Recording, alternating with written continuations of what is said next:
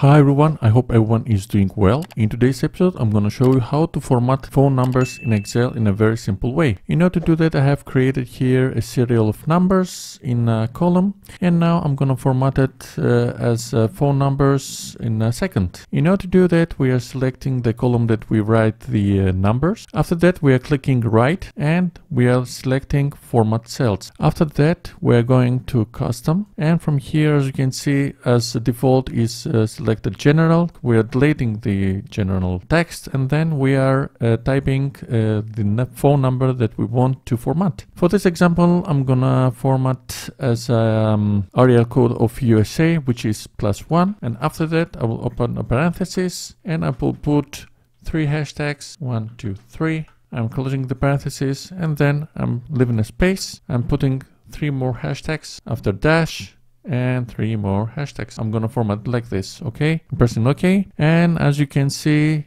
our numbers that we were in a serial thing, we have formatted them as phone number of USA. So let's do another example of formatting phone numbers. As the column D is selected, we are pressing right and then format cells, and then we're coming once again to custom area, and then deleting the +1. I will put another country area. I will delete the parentheses and I will put the hashtag separately like this, and I will put something like this. I'll do it 3, spacing 2, 2 and 2. Pressing OK, and the phone numbers are formatted like this. So the video was like this. I hope you liked this video. If you like this video, please give a big thumbs up, and if you're not subscribed to my channel, please subscribe in order to see more future content. Until the next one, have a nice day. Be safe. Bye bye.